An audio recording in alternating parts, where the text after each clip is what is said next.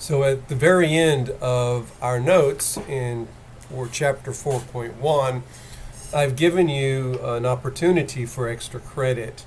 That opportunity is now actually in the course. If you look at your course modules and you go down to chapter 4, and at the very, very bottom, for the moment it's at the very bottom, I have a cryptography extra credit. And you just click on it and it tells you what to do. So I'll come back to that in just a second. So let's look at our e-text, because that's what I tell you to do first. So this has to do with cryptography.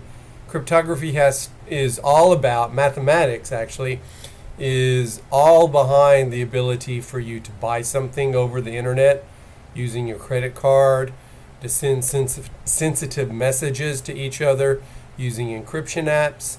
The encryption all takes place at a mathematical level, and basically the encryption is kind of what we call a one-way function.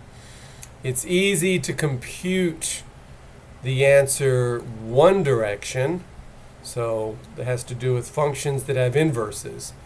So it's easy to compute the function value, that's the encryption, but without knowledge of some special information called keys, it's computationally infeasible to compute the inverse function.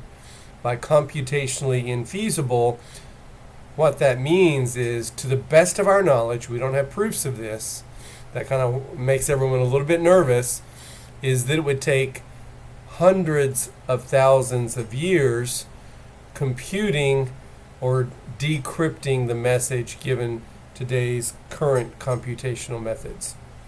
So here is an it's actually, cryptography is one of my own specialties in a aspect of mathematics, and I'm currently doing research that is related to it.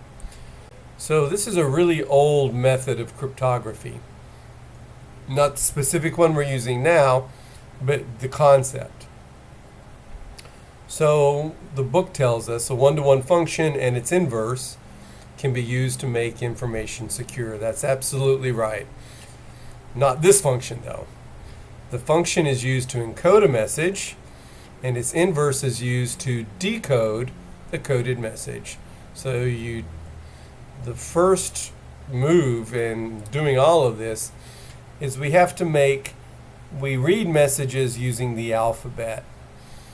And the alphabet is not numbers. So what we do is we use this correspondence to assign a unique value to each letter in the alphabet. And that's what you'll be using.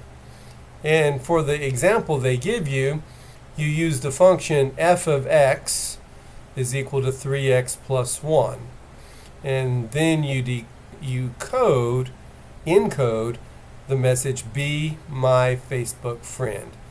So you'd start with the letter B. So this is encoding.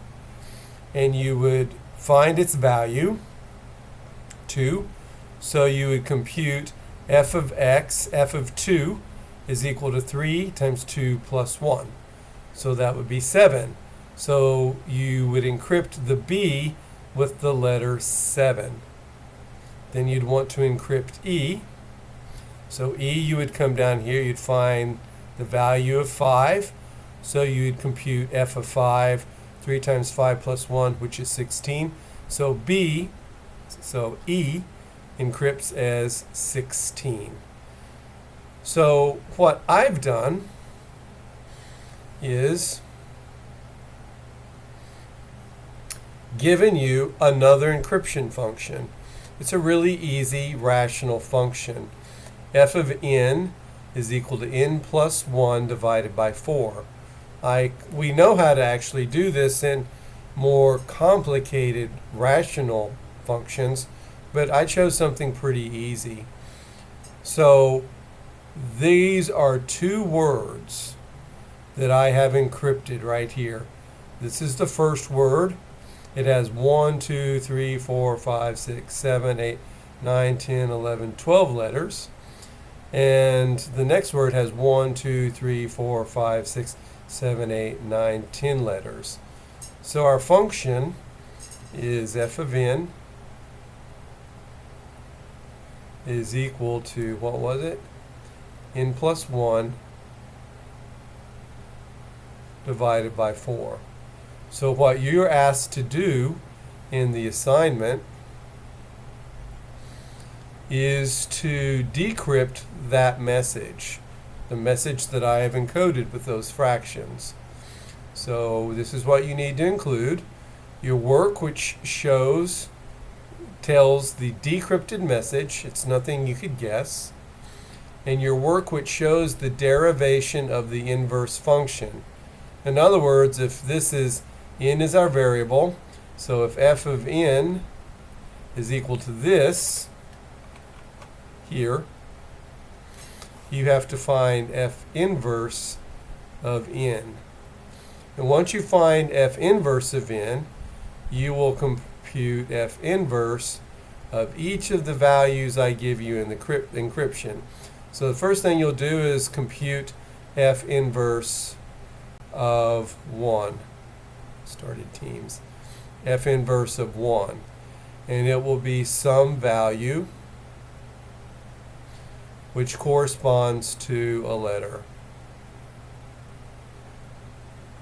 And how do you find the correspondence to the letter? You go back and you look at that list in our textbook. This list right here.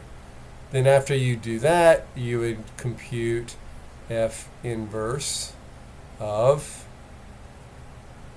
our next function value, which is 19 divided by 4.